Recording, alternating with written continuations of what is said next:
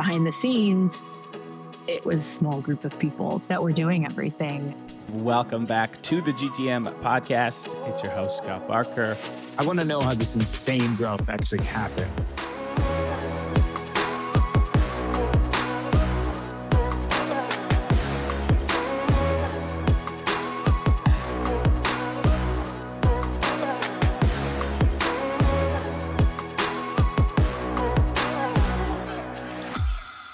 Welcome back, everyone, to the GTM Pod. I'm your host, Scott Barker. Thank you all for the feedback and support thus far. It has been really our pleasure. We've had some incredible guests. My job has been incredibly easy because of our guests, and it's not stopping. We got a lot of great go-to-market execs coming on, founders and VCs lined up to tell their stories. My promise to you as your host, to the listener, is to work hard to find out the real stuff, the real stories, what actually worked, what did not work, and how things actually went down.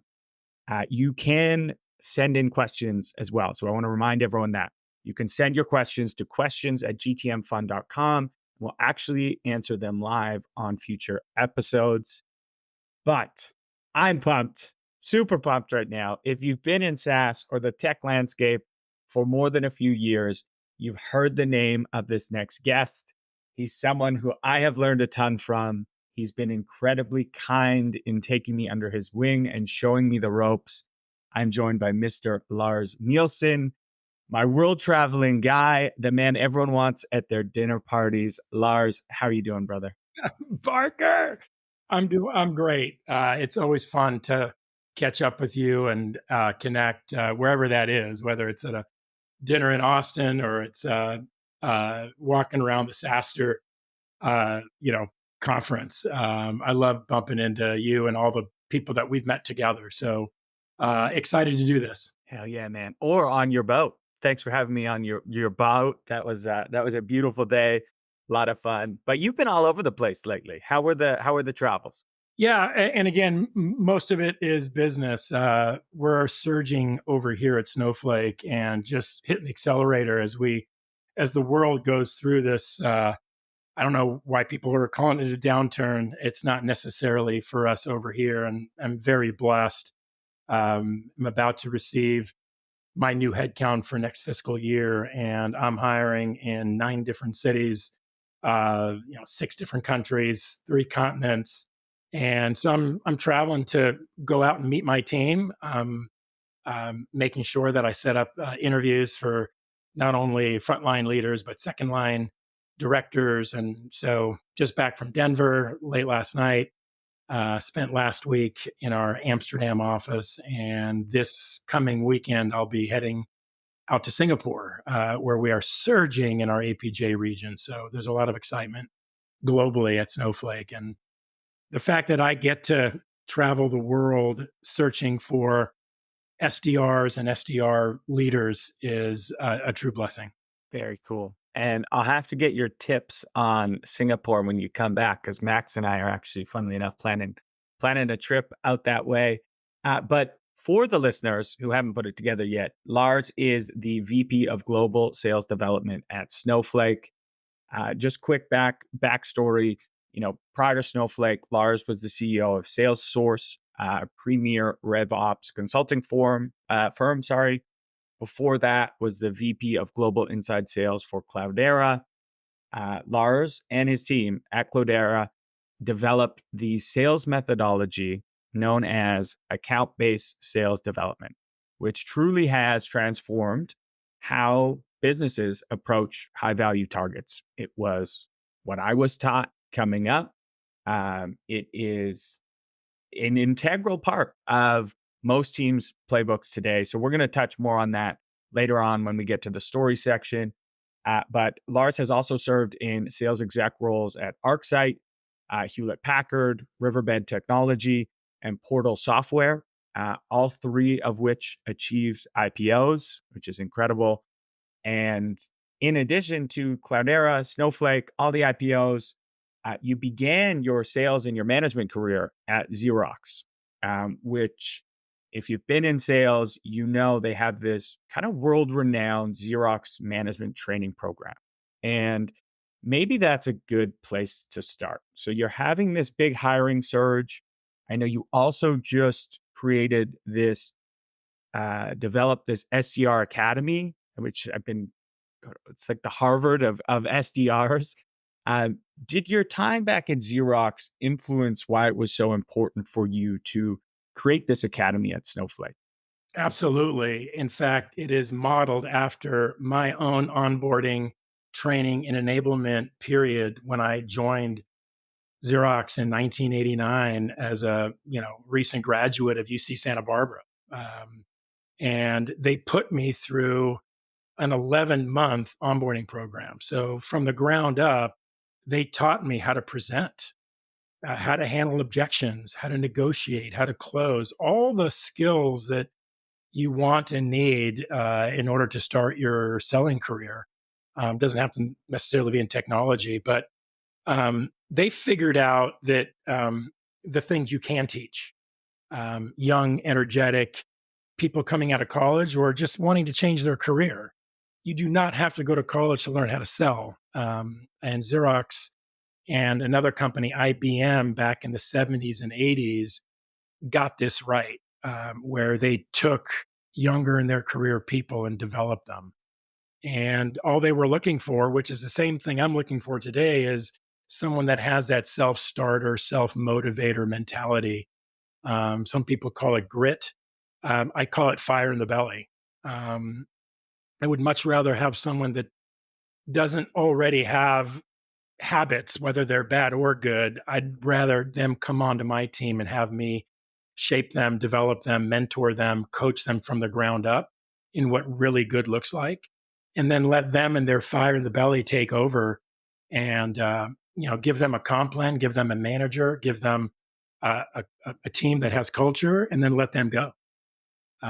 So the Snowflake Sales Development Academy is absolutely built on what I got 37 years ago when I graduated, which was an onboarding experience that I will never forget.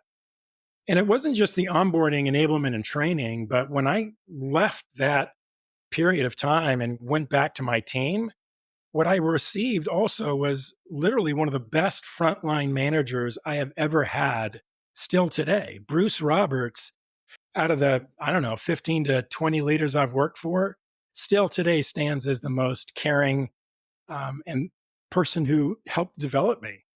And my team, I came onto a team of 9 individuals, and it was an unbelievably diverse team at the time, with women, people of color, myself, all working together.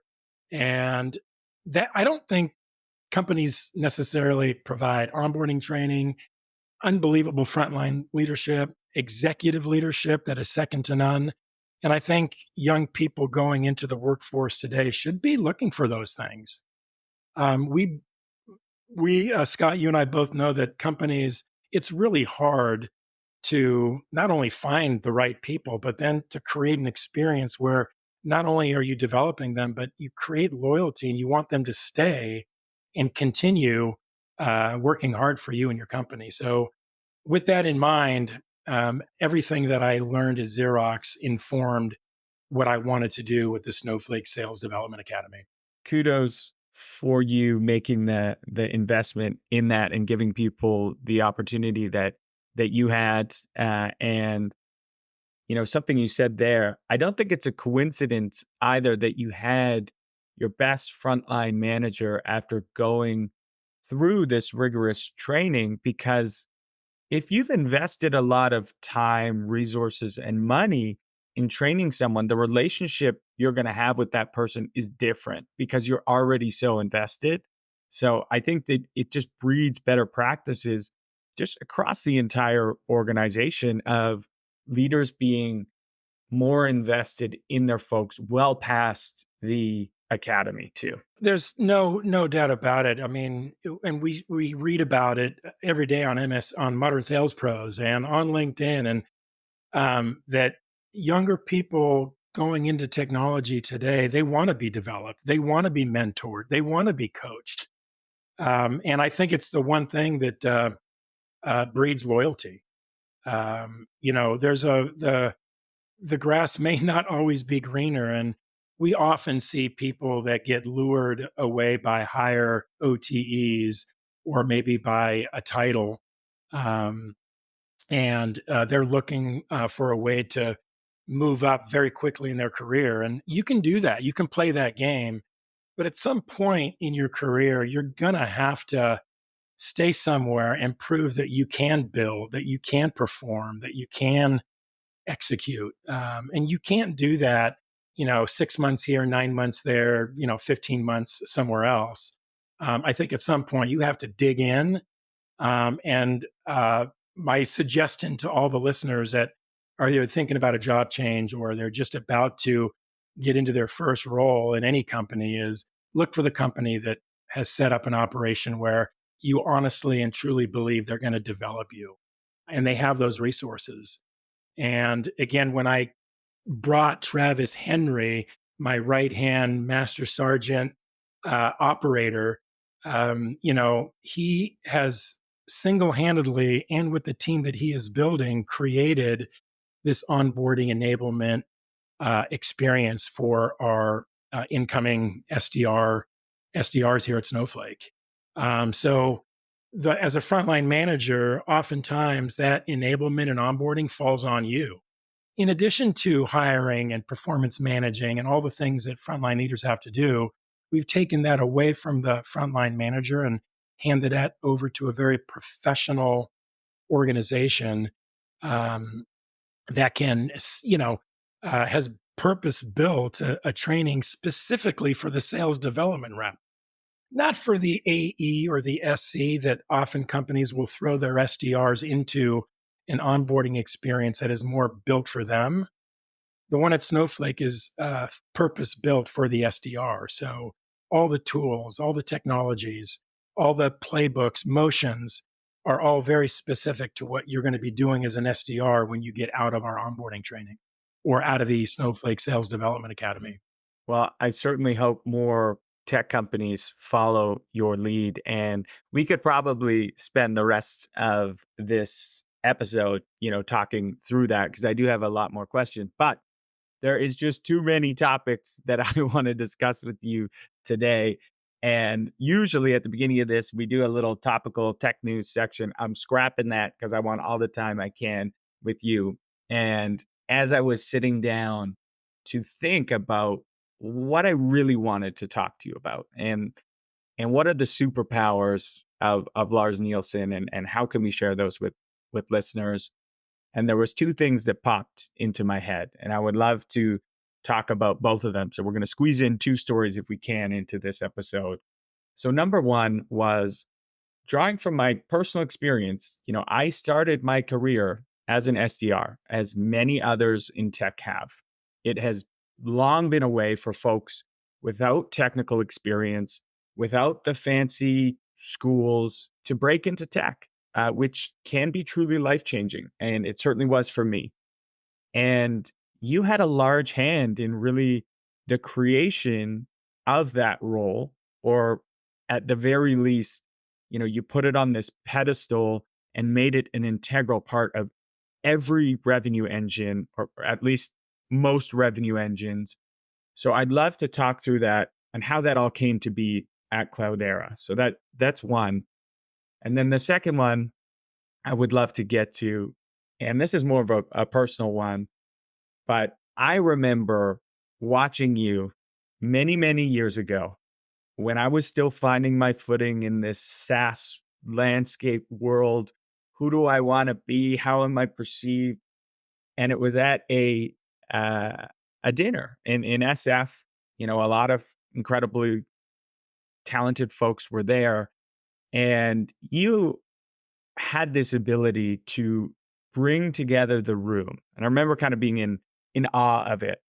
And it was through storytelling, and it was also through you holding space for other folks to share their stories. So in the latter half of this discussion, I'd love to talk through how that all came to be, maybe the first time you actually had the courage to be that person. It's hard to be that person. And a little bit about maybe your methods for, we'll call it commanding a room or holding space in a room is maybe a better way to put it. Because it's certainly a superpower that I know a lot of executives and a lot of founders strive to be, but have difficulty, maybe actually pulling off. So we'll get to that one. But let's start with number one, the formation of the account-based sales development methodology at Cloudera. How did that all come to be? Yeah, so I love talking about this. And oftentimes when I'm in front of a group, I'll ask the question of the group what they think the hardest part of closing any deal is, right? We're all, whether we're venture backed or we're starting a business or we're scaling a business or we're a public company trying to continue to grow our business, it turns out that one of the biggest predictors of the success you're going to have is the amount of pipeline that you build in order to cover your monthly, quarterly, yearly number. And everyone always talks about, what is the coverage, pipeline coverage you have? Is it 1x, 2x, 3x? And of course, that all comes from prospecting. And the art of prospecting for many, many years, many decades, has been the space of an account executive. A lot of companies didn't have, SDRs outbound SDRs didn't really exist 10 to 20 years ago. It's been developed by many of us here in the Valley, in fact. But if you think about a quota carrying account executive and what they like doing and love doing nothing more than is to close a deal. In order to do that, you got to sell, you got to negotiate, you got to multi-thread, consensus sell, stakeholders everywhere. And the art and the dance that is the sales cycle is what every AE wants to do. But in order to get there, they have to find that deal to work on. And that is the painstaking work of cold calling, cold emailing, prospecting. And about 23 years ago, I was at a company called Portal Software, and I got asked by my VP of sales to build a team of people that could take over the prospecting for the account execs. He realized just how much he was paying them and how much of their time was spent prospecting. It was literally, we were a young company, 80% of an AE's time at that point was prospecting and only 20% selling. And he just realized if I can get my sellers more productive and give them pre-qualified meetings, then everyone wins. And that was 1997, so way ahead of its time. And it worked. I built this outbound team, and at the time it was called telemarketing. And I will never forget, I had 5 people at the time, and they came into my office one day. We had offices back then. And they asked me and wondered why we had marketing in our title when we were reporting into sales. I didn't have a very good answer. And they said, well, why don't we change it? And that is when we changed our name. And we went back and forth between SDR, ADR, LDR, and BDR. And the one that stuck with that group at the time was account development representative.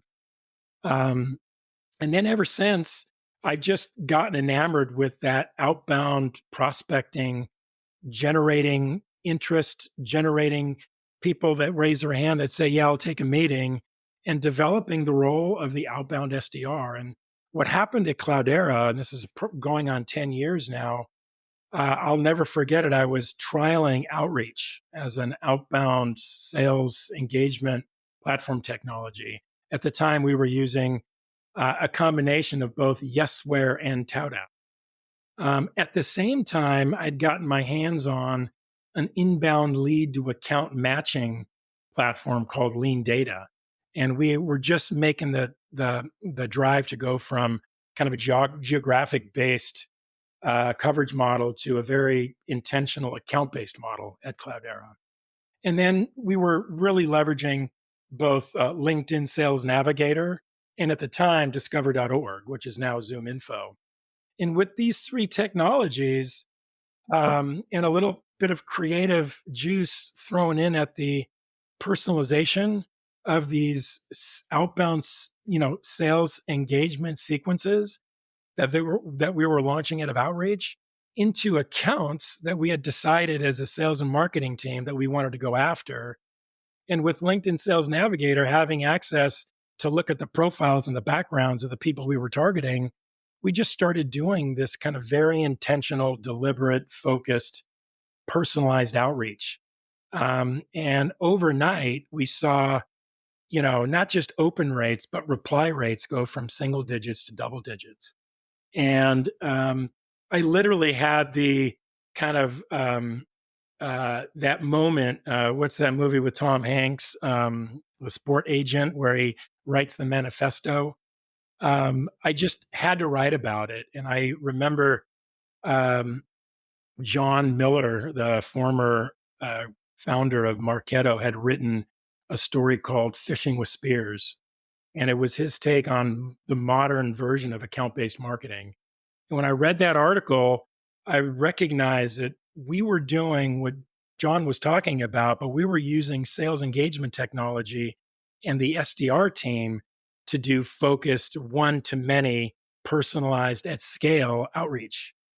And so I got a meeting with John and I said, John, I know that you might be one of the fathers of modern account-based marketing, but I've got a slightly different take that uses sales development reps and this engagement technology called outreach. And he's like, he read the kind of the white paper that I wrote, and he completely endorsed it and said, I'm not that he missed something, but I think sales has to be in this conversation, and there's nobody better than the SDR role. So I wrote this article called Account-Based Sales Development, a New Methodology in Outbound Sales Development, and it stuck. And it resonated with everyone that was, doing bits and pieces of this. And the real big kind of new thing, it wasn't just the technology and access to individuals, in a data provider. It was the simple act of taking some time, doing some research, and personalizing the outreach to the person, to the industry that they're in, and the problem that your technology you believe can help them solve. And it changed the game overnight. And all of a sudden, an SDR with the power of sales engagement could do one-to-many, just like marketers were using marketing automation, but they were doing one-to-many in a watered-down fashion. We were doing one-to-many in a hyper-personalized way that spoke to these individuals, more than a watered-down message that they could tell was coming, from a system somewhere. So that's kind of how it all started. And I'll never forget the call I got from Manny Medina. All of a sudden, leads started coming into outreach, and the same thing with Evan Lang, because in this paper, I very prominently displayed the technology we were using, which was, lean data mashed up with outreach, mashed up with LinkedIn Sales Navigator, mashed up with discover.org. And I kind of put this out into the world, and it caught fire. And now, of course, all of us are trying to reiterate on that model. And the kind of the really cool thing that's come along the way is sending platforms to make it even more engaging on the one-to-one. So anyway, I'll pause there because I have a tendency to go all over the place. But that's kind of how it all started, Scott. I love it. I never get tired of hearing that story. It's cool, the inception. I guess my question was going to be, and you were actually kind of naturally going there, was so that was then, and now this function and the way of doing things has proliferated, across the tech landscape. Also, simultaneously, the revenue technology category has exploded. And I guess my question is, have you kept it simple? Have you layered on more complexity? Is there a lot more to your tech stack? How has it evolved since those Cloudera days? So, sending has come into play, social touches, have come into play. But I think an enterprising SDR that takes a few sequences that some of their colleagues have used and performed with, as they start to grow and mature in their role and realize how all this technology comes together, they start to realize that the personalization is where really they get traction with their target persona or the title that they're going after. And the more that they spend doing research, trying to figure out what might resonate, because you and I, we all get inbound cold calls and emails every day, but it's the person that goes the extra mile that I can tell goes the extra mile. And for me, what gets me always is somebody that they have triangulated that knows me really well, that they have gotten a hold of and gotten their endorsement to make a connection to me. Because I will do someone that I know that I respect solid. So if that SDR triangulates that Scott Barker knows me, and they have a line into you, they may use you to get to me. I love when people go the extra mile because you're going to provide context for me, or you're going to say, "Hey, Lars, I just got outreach from Jenny over at Gong, and she's identified you. We worked together 2 years ago, and she would really appreciate, and I think you could help her out." You knowing me, knowing that, yeah, I would be in line for a Gong like conversational intelligence tool. And so you're doing her a solid. You think you might be doing me a solid, but I'm going to do you a solid by taking that call because I know that they did their work to get to you in order to get to me. So few degrees of separation. It's really hard to do well. But I think that personalization and where SDRs take the extra time and do the research to make a more personal connection is what wins. Agreed. Personalization, looking for those warm intros, those referrals, doing the work to make it easy for the person who's maybe making the introduction. Like write out, hey, here's why exactly I think I should be talking to Lars. And I'm a huge proponent of now, you mentioned social touches. SDRs, even if you're fairly young in your career, you can start building your network, and your network is something that goes on with you, forever. So you can do that through content, through going to events, through networking. And I think that kind of bleeds perfectly into this next topic that I wanted to talk to you about. And that is, we'll all have moments when you're in the right room, you're with the right people. Maybe you are an SDR that somehow got there, or you're a founder, or you're an executive. And, we all hope to have an impact on the people around us. And I think, Lars, you do a great job of not only having an impact, but also making others in that room feel heard so that they leave and they're like, wow, that was a special night. And I guess I want to use some of this last time to understand how you do that, hear some stories, and how you had the courage to kind of have that and hold that presence. Yeah, well, Gunnar Nilsson and Agneta Nilsson, that's my mom and my dad. And I had the privilege to watch both of them. I still get to watch my mother do this, but they immigrated from Stockholm when I was a kid. And I got to see them as immigrants in the United States with accents, with not the normal background. And again, I grew up in Southern California, but at every turn, I got to see my father get up in front of a group, whether it was a dinner, whether it was at work. And I always heard stories about how he got up and involved people. And I remember being embarrassed when he did it at like my 8th grade graduation because I didn't understand that he was proud of me and wanted the world and my friends and their parents. But I remember being a little bit embarrassed when I was younger, when my dad got up and spoke because I was like, well, that's shining on me. But then, as you grow up and you mature, and I remember, it was later in high school and it was at a party. And I remember wanting to thank the parents because I had a really, really good time.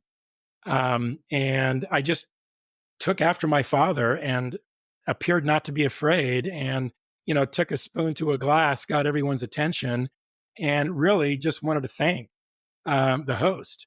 And then I also ended up, saying some words about my friend whose birthday it was. And I got my first positive reinforcement. And it came from that parent that I thanked, double backing, calling my parents and saying, "Oh my God, I can't believe your son. He's so mature." And I remember my parents coming to me, and again, I'm 17, and they're like, "What'd you say?" And I remember getting my first positive reinforcement, like, okay, maybe I was a little bit nervous, but wow, in one fell swoop, I made someone that I didn't realize proud of what I had done, who then called anyway. So that was kind of the story. And then ever since, I lost my fear of getting up in front of people. And I've also seen other people get up and create that kind of community and that safe space for being able to share an experience or just a simple thank you. And I often get people. So you're not the first to ask me about this, Scott. And so I've thought about it many times, but I have to give all the credit to my parents, whom I saw do this again and again and again. And I also got to hear other people afterwards go, "Oh my God, that Gunnar Nilsson, he's just such a charismatic and he's just made me feel so good." So I got to hear that in the background. And today, at 56 years old and after a 37-year career and all the mistakes that we've all made in startup land and some of the successes we've had, right, it's my turn to give back. And I was a passenger, taking as much as I could early in the early days, taking from all the things that Xerox gave me and all the onboarding and management trainings that I had, and taking from my mentors and other companies. But now it's my turn to give back, and so I do. I try to mentor and coach and develop anyone that comes in my way that wants it. Um, uh, and whenever I'm in a situation where a group of people have gathered, I think it is an opportunity for anyone at the right moment towards the latter part of it to get up and just, give a moment of thanks. I think that, and what I try to do also, Scott, and you've seen me do this, is where I might get people's attention and bring them together.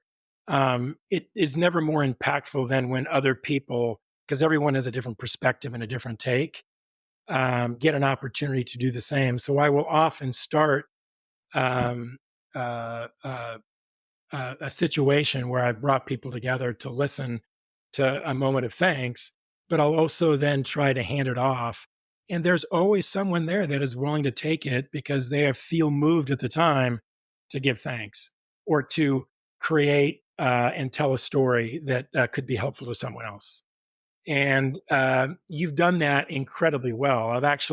I remember bumping you a few times, and whether you were nervous or not, you took the challenge, got up, and left everyone with a memory. And that's really all you're doing, I think, is leaving someone with a memory of thanks. And as long as it comes from a cool, authentic, vulnerable, open, connected place, everyone's going to appreciate that. But again, Gunnar, he's up there. I wish he could listen to this part because it was all Gunnar in what I saw, what truly great looked like, and bringing a spirit into a room. Well, I'm sure he's listening somehow and smiling from up there. And word choice is interesting. And when you described the first time you did it, you said, "I appeared to not be afraid," which leads me to believe you were afraid. How did you find the courage? Do you have any tips, tricks for people this is a thing. I think this is like, other than death, it's like public speaking is the number one fear people have. Is it just about like, you will be nervous? I've been in these situations. You're nervous as hell the first few times, but it's getting up there and doing it anyway. How do you appear not afraid until it becomes the fear goes away? Yeah, my God, when I got up on the SaaStr stage just a month ago, I was a mess the 3 days. I hadn't been up in front of a large audience in 3 or 4 years. So I don't know that it ever goes away. That nervousness, that trepidation. I think the more you do it, whether it gets easier or not, is up to you. But if you have something you want to say and you think other people want to hear it, I think you just have to. I know for me, it's helped expand my horizon, my network, and I do today. I feel like I have something to give. And I don't want it all bottled up. I write about it. I speak about it. We're doing it right now. I want people to at least listen to my story. And if there's, my number one thing when I talk to college grads or high school graduates, which I get in front of from time to time, is you can't be afraid to ask for help. You can't be afraid to ask for a referral. You can't be afraid to ask for a recommendation and that's the number one thing. And I don't think that ever goes away. People that think that they can do it all on their own. Well, I'm not going to use my network because I want to show people that I can do it by myself.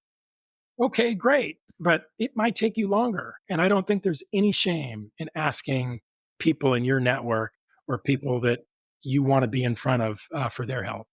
And I think the people that get over that initial fear and aren't afraid to get up or get out or ask will find that it's helpful to them. And then the next time they do, it's just a little bit easier. Yeah, that asking can become a superpower. And then you also, which is the stage you're at, learn when that shifts and you go from asking to giving. And I think you've done that incredibly well. So really quick story, Scott. My first day when I got out of onboarding training and I got my gas card and I had my folder of Xerox copier, fax, and typewriter slicks, and I was going out into my territory in Southern California, I got out of my car and I found a big, nice building that had at least 20 offices.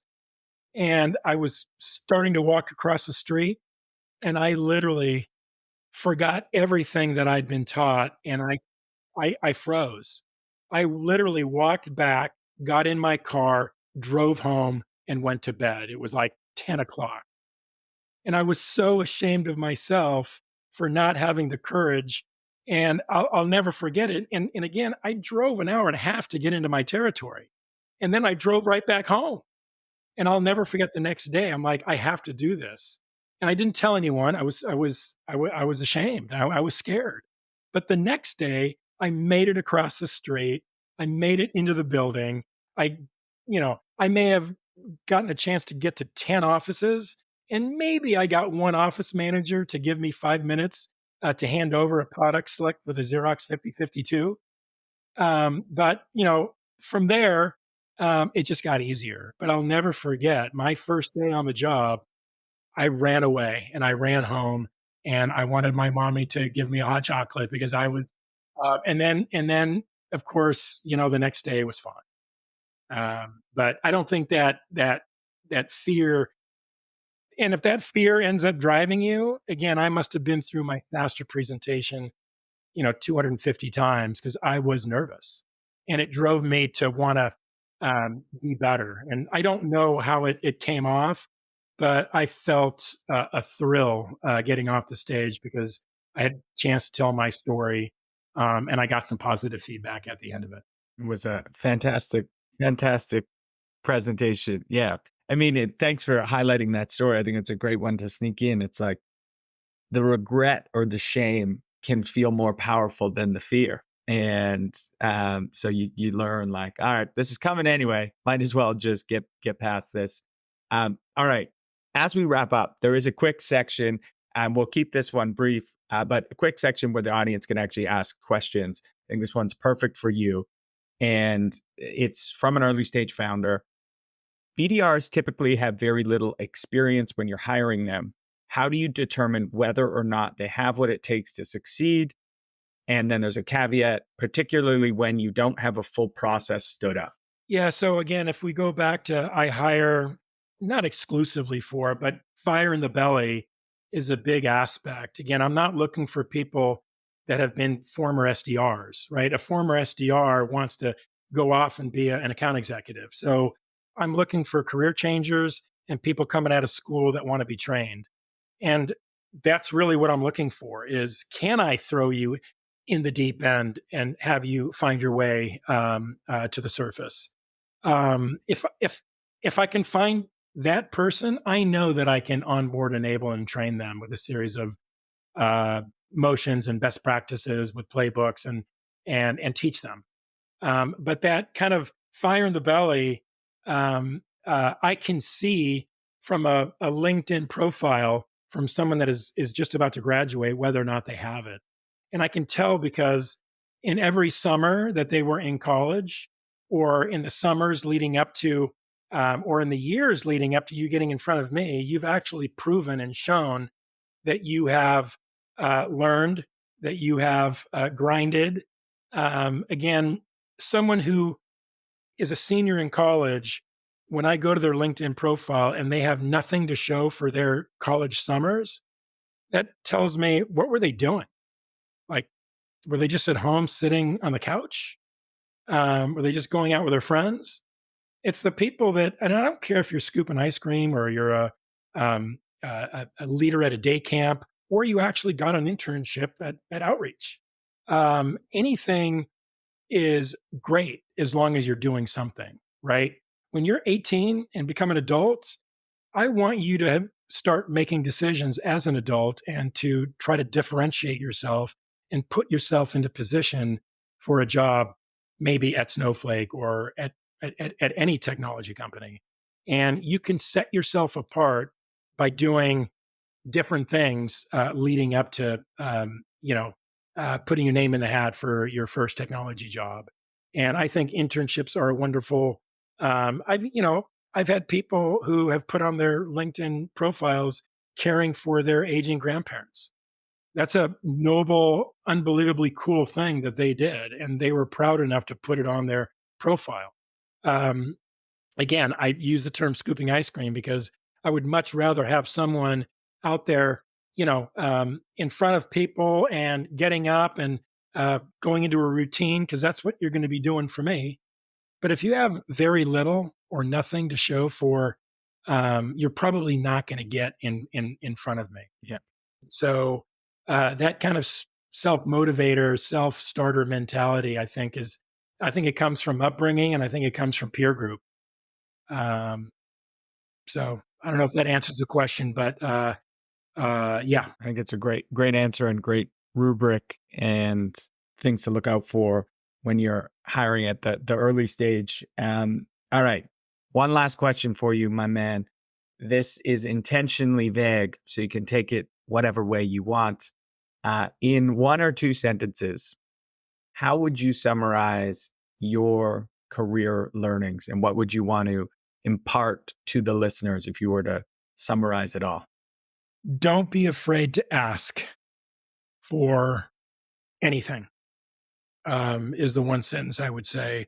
That's probably gotten me the furthest. And the second one is, anytime I was ever handed a task or anything to do, execute on, I made sure that I understood what they were looking for and in what time frame. And I just made sure that I did it inside of the time frame that they expected and with higher quality than they expected. And doing that, right? If you deliver on something before it's expected and at a higher quality, you will turn heads and people will want you on their team. And those two things are what have gotten me. The only interview that I've ever actually been on in my career, my 37-year career, was the one at UC Santa Barbara Career Center with Xerox and IBM. Every other company I've ever joined, I got pulled in because someone wanted me to work with them. And a lot of that had to do with my first job in tech was building my first outbound SDR team. And when the bubble burst in the early 2000s, all the executives at that company, Portal Software, scattered to the wind. All 8 of them, literally all 8 C-level executives called me and said, Lars, I'm going here. I want you to come with me. And they said that because when they reflected back on the growth that we had, in their minds, a lot of it came from the pipeline that was generated from the outbound SDR team that I'd built. And they recognized that our rise from seed to A, B, C, D, and into a public company was very much on the backs of the pipeline that the SDR team created. And it created the predictability that allowed them to make the decisions that they did. And they're like, I want that guy on my team. And so, I've been blessed, certainly by having the successes and making the choices, but I don't know that I made the choices to go to certain places as long as I got lured and, it's what happened. I was happily, out there running my own consultancy, which is what you do at the end of your career when the leadership at Snowflake reached out and asked me to come in and help them, scale this. And it was obviously at the time, 2.5 years ago, a couple of months before the IPO, everyone knew who this company was and what they were going to do. And it was an opportunity to take everything I've learned in my career and drop it and leave it all on this field. And that's what I'm doing. If you want to be a part of it, come after me, come after my team, come after my company. And you're having fun during it all, which is the best part. Come after Lars, someone you most definitely want to work with and for. Well, Lars, you described your energy earlier as, trying to leave someone with a memory of thanks. And I want to just thank you for your time today, for your friendship, for all you've done for our industry, paved the path. Always fun catching up with you. I just appreciate you immensely, my friend. And thanks for the time.